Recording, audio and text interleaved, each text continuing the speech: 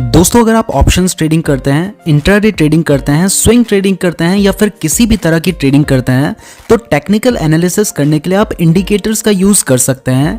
Indicators pattern based signals होते हैं, यानी चार्ट के ऊपर कुछ पैटर्न या डिजाइन से बनते हैं जो कि प्राइस, वॉल्यूम और ओपन इंटरेस्ट की मैथमेटिकल कैलकुलेशन करके क्रिएट किए जाते हैं और इनका यूज चार्ट्स में अप्लाई करने के बाद मार्केट का ट्रेंड और सिग्नल पता करने के लिए किया जाता है। यानी अगर आप ये पता करना चाहते हैं कि मार्केट किस डायरेक्शन में जा रहा है या फिर मार्केट बाय सिग्नल दे रहा है या सेल सिग्नल दे रहा है तो ये आप इंडिकेटर्स का यूज करके पता कर सकते हैं। इसके अलावा और भी तरीके हैं, लेकिन आज की वीडियो में हम इंडिकेटर्स की बात करेंगे। तो आप इंडिकेटर्स का यूज करके मार्केट का ट्रेंड या सिग्नल्स पता कर सकते हैं और जब आप ट्रेंड या सिग्नल को समझ जाते हैं तब आप इनका यूज करके प्रिडिक्ट कर सकते हैं कि शेयर की प्राइस ऊपर जाएगी या नीचे जाएगी। और जब आपको पता होगा कि शेयर की प्राइस किस डायरेक्शन में जाएगी तब आप उस हिसाब से ट्रेड लेकर प्रॉफिट अर्न कर सकते हैं। इसके आज की वीडियो में मैं आपको बहुत सारे इंपॉर्टेंट इंडिकेटर्स के बारे में समझाने जा रहा हूं और उसके बाद आप ये प्रिडिक्ट कर पाएंगे कि शेयर की प्राइस किस डायरेक्शन में जाएगी। तो इस वीडियो को ध्यान से देखिएगा। तो चलिए सबसे पहले ये समझते हैं कि इंडिकेटर्स कितने टाइप के होते हैं। तो दोस्तों, इंडिकेटर्स को बहुत तरह से कैटेगराइज किया जा सकता है। इसमें पहला तरीका है उनकी पोजीशन के बेसिस पर कैटेगराइज करना। इसमें दो तरह के इंडिकेटर्स होते हैं। पहला होता है ओवरलेज। इसमें वो इंडिकेटर्स आते हैं जो कि चार्ट के ऊपर प्लॉट किए जाते हैं, जैसे कि बॉलिंजर बैंड, मूविंग एवरेजेस। ये चार्ट्स के ऊपर बनते हैं, इसलिए इन्हें ओवरले इंडिकेटर कहा जाता है। और दूसरा है ऑसिलेटर। इसमें वो इंडिकेटर आते हैं जो कि प्राइस के ऊपर या नीचे प्लॉट किए जाते हैं। एग्जाम्पल है RSI, MACD और स्टोचस्टिक ऑसिलेटर। इसके अलावा इंडिकेटर्स को लीडिंग और लैगिंग इंडिकेटर्स के बेसिस पर भी कैटेगराइज किया जा सकता है। लीडिंग इंडिकेटर वो होते हैं जो कि प्राइस की मूवमेंट होने से पहले ही सिग्नल दे देते हैं और लैगिंग इंडिकेटर वो होते हैं जो प्राइस की मूवमेंट होने के बाद सिग्नल देते हैं। बहुत सारे ट्रेडर्स लैगिंग इंडिकेटर्स को यूजलेस बताते हैं, लेकिन ऐसा नहीं है। इनकी भी बहुत इंपॉर्टेंस है, क्योंकि ट्रेंड एक्चुअल में रिवर्स हुआ है या फिर नहीं, ये आप इंडिकेटर्स का यूज करके कंफर्म कर सकते हैं। तो चलिए अब कुछ इंपॉर्टेंट इंडिकेटर्स के बारे में जानते हैं। तो हमारा जो फर्स्ट इंडिकेटर है वो है मूविंग एवरेज। ये एक लैगिंग इंडिकेटर है क्योंकि ये पास्ट की प्राइस के ऊपर बेस्ड होता है, लेकिन ये बहुत यूजफुल इंडिकेटर है क्योंकि ये इंडिकेटर शेयर में जो डेली फ्लक्चुएशन होती है ना, उसको स्मूथ करके एक एवरेज प्राइस निकाल देता है। इस इंडिकेटर का यूज करके आप स्टॉक का ट्रेंड और उसका सपोर्ट एंड रेजिस्टेंस पता कर सकते हैं। मूविंग एवरेज एक कस्टमाइजेबल इंडिकेटर है, तो आप जितने भी दिन का मूविंग एवरेज देखना चाहते हैं वो आप देख सकते हैं, बट जनरली 15, 20, 30, 50, 100 और 200 डेज का मूविंग एवरेज यूज किया जाता है। मूविंग एवरेज बेसिकली दो टाइप के होते हैं, एक है सिंपल मूविंग एवरेज और दूसरा है एक्सपोनेंशियल मूविंग एवरेज।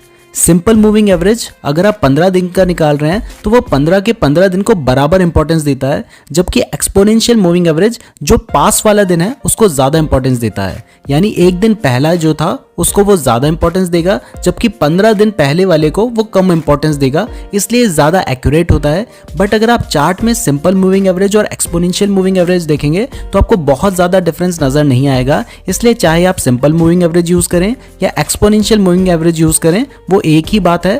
बट क्योंकि कहा जाता है कि एक्सपोनेंशियल मूविंग एवरेज ज्यादा एक्यूरेट है, तो आप वही यूज कर सकते हैं। ये दोस्तों, अब डायरेक्टली चार्ट में देखते हैं कि मूविंग एवरेज क्या होता है। किसी भी इंडिकेटर का यूज करने के लिए आप जो भी चार्टिंग टूल का यूज करते हैं उसमें ऊपर इंडिकेटर का ऑप्शन आता है, तो आपने वहां पे सर्च करना होता है। अब जो भी इंडिकेटर आपको चाहिए वो आपको यहाँ पे सर्च करना होगा। तो अगर आपको सिंपल मूविंग एवरेज लगाना है तो आपको सिंपली यहाँ पे मूविंग एवरेज सर्च करने लेना है। तो यहाँ पे जो मूविंग एवरेज है यही हमारा सिंपल मूविंग एवरेज है। और अगर आपको एक्सपोनेंशियल मूविंग एवरेज लगाना है तो यहाँ पे आप EMA लिखकर सर्च कर सकते हैं। तो यहाँ पे आ गया है मूविंग एवरेज एक्सपोनेंशियल।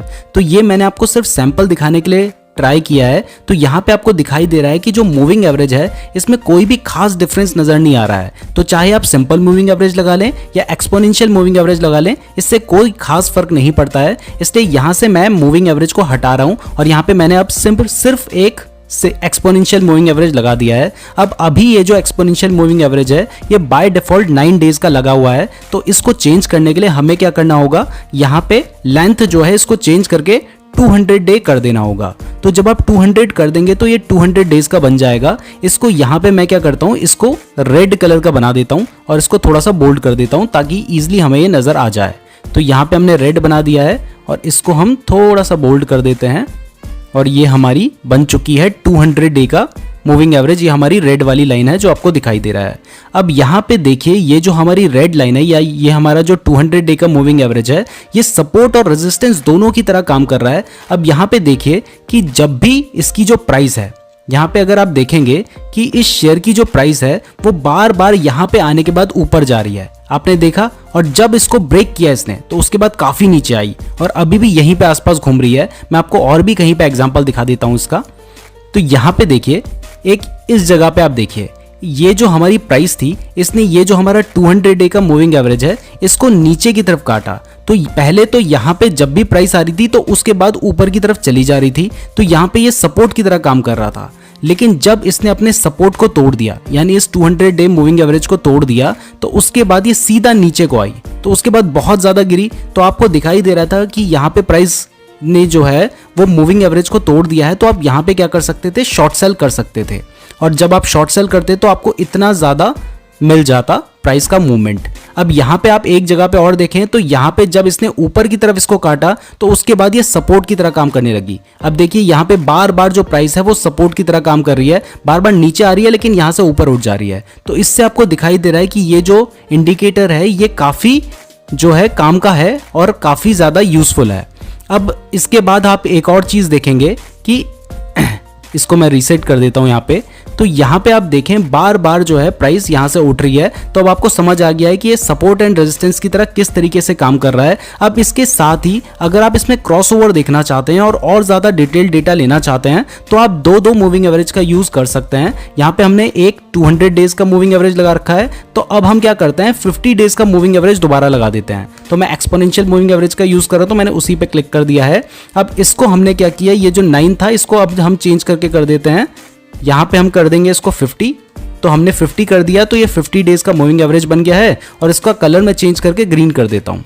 मैंने ग्रीन किया और इसकी जो मोटाई है उसको भी मैं बढ़ा देता हूँ ताकि आपको क्लियरली नजर आने लगे। ये हमने लगा दिया और ये हमने कर दिया ओके। तो अब ये जो हमारी ग्रीन लाइन है जो कि हमारा 50 डेज का मूविंग एवरेज है, ये देखिएगा ये भी सपोर्ट एंड रेजिस्टेंस की तरह काम कर रहा होगा। यहाँ पे आप देखिए इसने 50 डेज मूविंग एवरेज के आसपास सपोर्ट लिया, दोबारा यहाँ पे सपोर्ट लिया, उसके आसपास ही घूम रहा था और जब इसको ब्रेक किया तो उसके बाद कहाँ तक आई प्राइस, नीचे गिर के बार बार यहाँ पे आई और यहाँ पे इसने सपोर्ट लिया। तो यहाँ पे आपको दिखाई दे रहा है कि ये जो 50 डेज का मूविंग एवरेज है और जो 200 डेज का मूविंग एवरेज है ये बहुत अच्छे से काम कर रहा है और जब भी इसको ब्रेक करता है तो उसके बाद एक बड़ा मूवमेंट देखने को मिलता है। तो अब मैं आपको एक और चीज दिखाता हूं।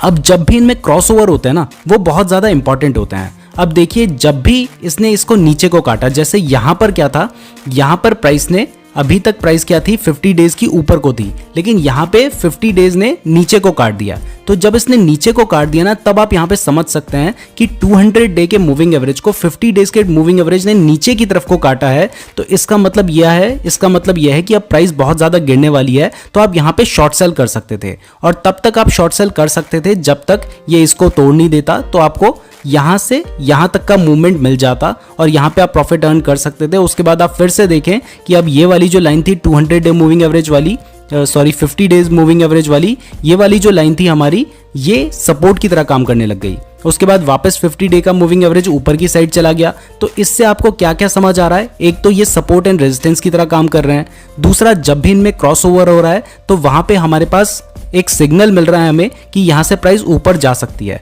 अब यहां पे भी क्रॉसओवर हुआ, उसके बाद आप देखें कि जो प्राइस थी यहाँ पे इन दोनों का क्रॉसओवर हो गया, उसके बाद प्राइस थोड़ा बहुत ऊपर गई, उसके बाद देखिए थोड़ा सा नीचे आने के बाद फिर ऊपर चली गई। तो यहाँ पे भी आपको एक बहुत बड़ा मूवमेंट मिल जाता और आप लॉन्ग टर्म के लिए या फिर स्विंग ट्रेडिंग करने के लिए ट्रेड ले सकते थे। अब क्योंकि हम डे वाला यूज कर रहे हैं, अगर आप 5 मिनट की कैंडल देखेंगे तो आपको उस हिसाब से ट्रेड मिलेंगे। ये देखिए, तो आप इस तरीके से इनका यूज कर सकते हैं और इस तरीके से आप पता कर सकते हैं कि ये जो मूविंग एवरेज है वो आपको बाय सिग्नल दे रहा है या सेल सिग्नल दे रहा है, और इससे आप सपोर्ट एंड रेजिस्टेंस का भी पता कर सकते हैं। अब दोस्तों हमारा जो नेक्स्ट इंडिकेटर है इसका नाम है RSI यानी रिलेटिव स्ट्रेंथ इंडेक्स। मैंने जब ट्रेडिंग स्टार्ट की थी तो मुझे सबसे पहले जो इंडिकेटर के बारे में पता चला था वो RSI ही था। आपको सबसे पहले कौन से इंडिकेटर बारे में पता चला था कमेंट करके जरूर बताना। तो RSI एक ऑसिलेटर है क्योंकि ये चार्ट के नीचे प्लॉट किया जाता है और इसका यूज करके आप पता कर सकते हैं कि शेयर ओवरबॉट जोन में है या ओवरसोल्ड जोन में है। तो अगर शेयर ओवरसोल्ड जोन में है तो आप उसे बाय कर सकते हैं और अगर शेयर ओवरबॉट जोन में है तो आप उसे सेल कर सकते हैं। RSI की जो स्टैंडर्ड टाइम पीरियड है वो 14 डेज है और ये ऑसिलेटर 0 से 100 की रेंज में मूव करता है।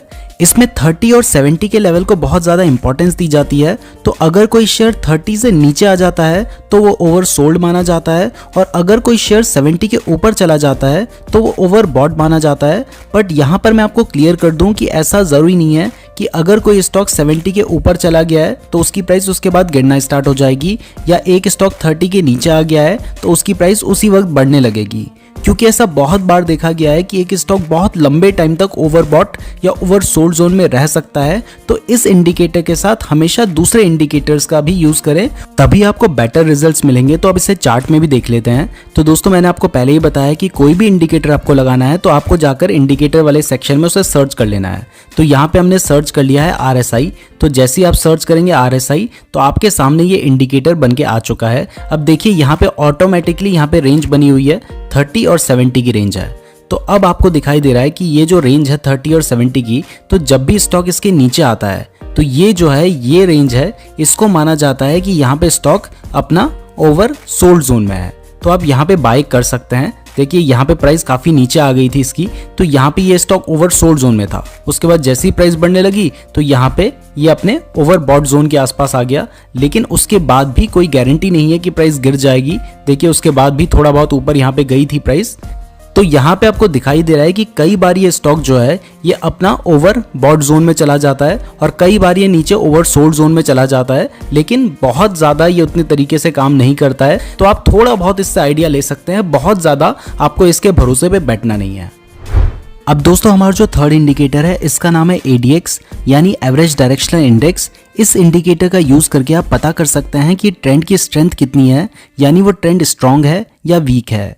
ये इंडिकेटर आपको ये नहीं बताता कि शेयर की प्राइस किस डायरेक्शन में जाएगी, ये बस इतना बताता है कि शेयर में मूवमेंट है या नहीं है। क्योंकि अगर ट्रेंड स्ट्रांग है तभी उसमें ट्रेड लेने का फायदा है, क्योंकि ट्रेंड स्ट्रांग होगा तभी उसकी प्राइस बढ़ेगी या घटेगी। जबकि अगर ट्रेंड वीक होगा तो शेयर एक रेंज में मूव करेगा या बहुत कम मूव करेगा, जिससे आपको कोई भी खास फायदा नहीं होगा। तो अगर ADX की वैल्यू 25 से ज़्यादा है तो इसका मतलब है कि ट्रेंड स्ट्रांग है और आप उसमें पोजीशन ले सकते हैं। और अगर ADX की वैल्यू 20 से कम है तो इसका मतलब है कि ट्रेंड वीक है या फिर प्राइस ट्रेंड लेस है। तो आपको ऐसे टाइम पर ट्रेड लेने से बचना चाहिए जब ADX की वैल्यू 20 से कम होगी, क्योंकि उस टाइम पर स्टॉक में ज़्यादा वॉलेटिलिटी नहीं होगी, तो उस टाइम पर प्राइस ज़्यादा मूव नहीं करेगी। और जब ADX की वैल्यू इंक्रीज हो रही है तब आप ये समझ सकते हैं कि ट्रेंड स्ट्रांग हो रहा है और तब आप उसमें ट्रेड ले सकते हैं। अब इसे भी चार्ट में देखते हैं, तब आपको ज़्यादा बेटर समझ आएगा। तो दोस्तों हम वापस चार्ट में आ चुके हैं। तो इस इंडिकेटर को यूज़ करने के लिए भी आपको इंडिकेटर में जाना होगा, यहाँ पे जाके ADX लिखना होगा। एवरेज डायरेक्शनल इंडेक्स आ गया है। आप जैसे ही इस पे क्लिक करेंगे तो ये इंडिकेटर नीचे आ जाएगा, क्योंकि ये एक ऑसिलेटर है और ऑसिलेटर के बारे में मैंने आपको बताया था कि वो चार्ट में नीचे या ऊपर प्लॉट होते हैं। तो यहाँ पे आपको दिखाई दे रहा है कि ADX आ चुका है और अभी इसकी वैल्यू क्या है, अभी इसकी वैल्यू 16 है, यहाँ पे आपको दिखाई दे रही है। इसका मतलब इस स्टॉक में ज़्यादा वॉलेटिलिटी नहीं है और ये आपको ऊपर देखकर प्रूव भी हो जाएगा। यहाँ पे देखिए बहुत टाइम से इस स्टॉक की प्राइस में कोई खास मूवमेंट नहीं है, वहीं पर प्राइस मूव कर रही है और ये स्टॉक साइडवेज मूव कर रहा है। जबकि जहां पर इस स्टॉक की में जो ADX की वैल्यू है वो 25 से ऊपर जा रही है, वहां पे आपको खास वॉलेटिलिटी इसमें देखने को मिलेगी। जैसे इस टाइम पर ADX की वैल्यू 32 तक चली गई थी और उस टाइम पर आप देखेंगे कि इस स्टॉक में बहुत ज्यादा वॉलेटिलिटी थी और उसके बाद इसकी प्राइस काफी नीचे तक आई थी। उसके बाद दोबारा आप देखेंगे कि यहाँ पर ADX की वैल्यू बढ़ी थी और उसके बाद आपको समझ आ रहा है कि यहाँ पे ट्रेंड स्ट्रांग है, तो या तो प्राइस ऊपर जाएगी या नीचे जाएगी। तो यहाँ पे देखिए ऊपर की तरफ चली गई है। तो जहां जहां पर ADX की वैल्यू कम है वहां पे स्टॉक साइडवेज मूव कर रहा है और जहां पर ADX की वैल्यू ज्यादा है वहां पर स्टॉक या तो अप ट्रेंड में जा रहा है या फिर डाउन ट्रेंड में जा रहा है। एक आध एग्जांपल और देख लें तो यहाँ पे ADX की वैल्यू 52 तक चली गई थी और देखिए यहाँ पे गैप अप ओपनिंग हुई थी, सीधा यहाँ तक प्राइस चली गई थी। उसके बाद स्टॉक साइडवेज मूव करने लगा, तो आप देख रहे हैं यहाँ पे 9, 10, 15, 16, 17 के आसपास ADX की वैल्यू आ गई थी। इस तरीके से आप ADX के थ्रू पता कर सकते हैं कि स्टॉक में वॉलेटिलिटी है या फिर नहीं है। अब दोस्तों हमारा जो फोर्थ इंडिकेटर है इसका नाम है बॉलिंजर बैंड्स। इसका यूज करके आप पता कर सकते हैं कि स्टॉक ओवरबॉट जोन में है या ओवर सोल्ड जोन में है और इस इंफॉर्मेशन के बेसिस पर आप ट्रेड ले सकते हैं। बॉलिंजर बैंड एक ओवरले इंडिकेटर है, यानी ये प्राइस के ऊपर प्लॉट किया जाता है और इसमें बेसिकली 3 बैंड होते हैं। एक है अपर बैंड, लोअर बैंड और मिडल बैंड।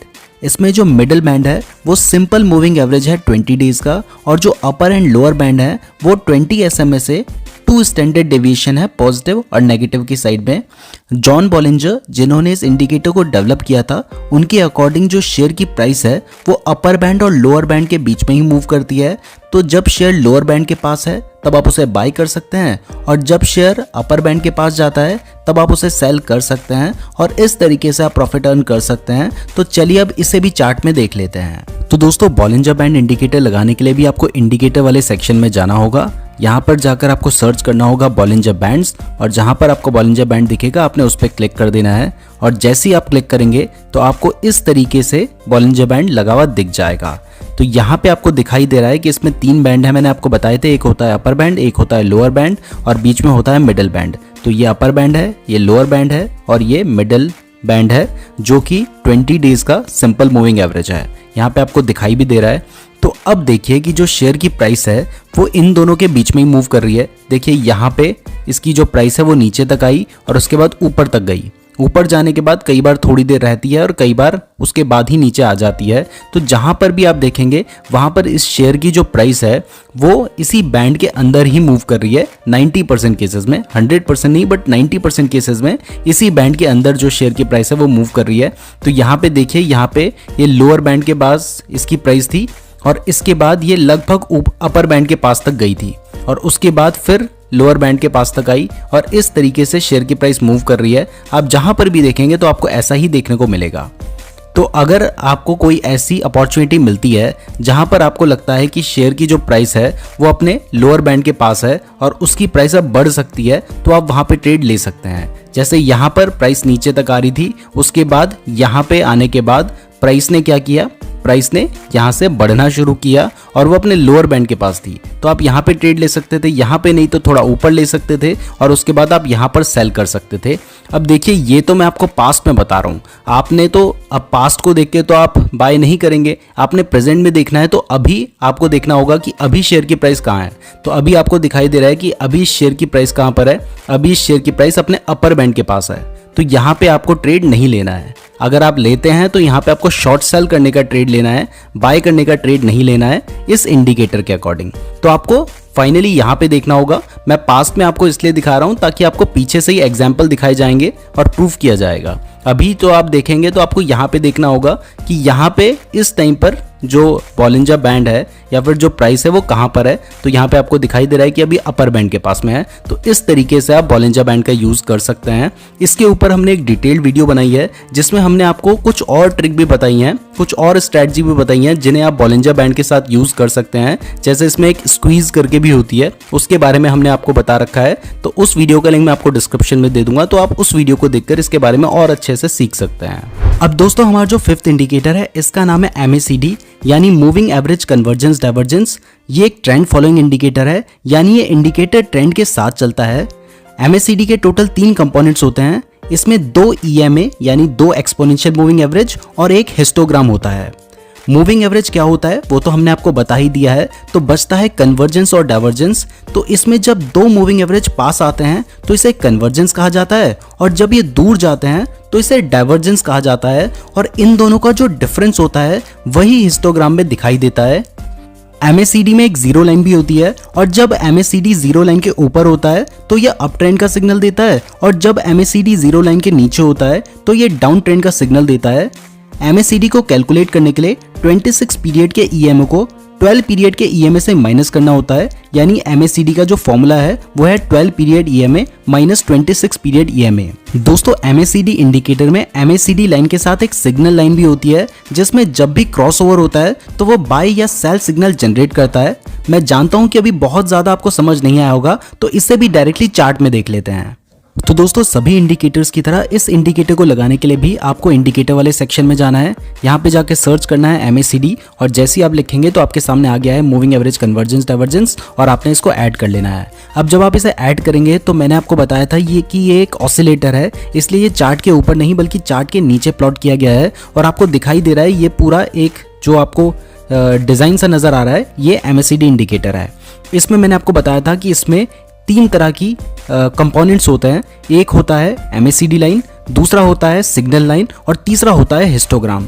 तो इसमें जो ये ग्रीन और रेड सिंबल से बने हुए हैं ये है हमारा हिस्टोग्राम। जो इसमें ब्लू लाइन है ये हमारी MACD लाइन है और जो ये ऑरेंज लाइन है ये हमारी सिग्नल लाइन है। तो इस तरीके से हमारा MACD कुछ दिखाई देता है। अब इसमें सबसे पहली चीज जो आपको देखनी होती है वो होता है क्रॉसओवर्स। तो इसमें जहां पर भी जो हमारी ब्लू लाइन है वो ऑरेंज लाइन को काट देती है, यानी हमारी MACD लाइन ऑरेंज लाइन जो कि हमारी सिग्नल लाइन है उसको काट देती है, तो वहां पे क्रॉसओवर्स होते हैं। तो जब ये क्रॉसओवर नीचे की तरफ होंगे तो वो क्या देगा, वो एक बियरिश सिग्नल देगा, और जब ये क्रॉसओवर ऊपर की तरफ होंगे तो ये बुलिश सिग्नल देगा।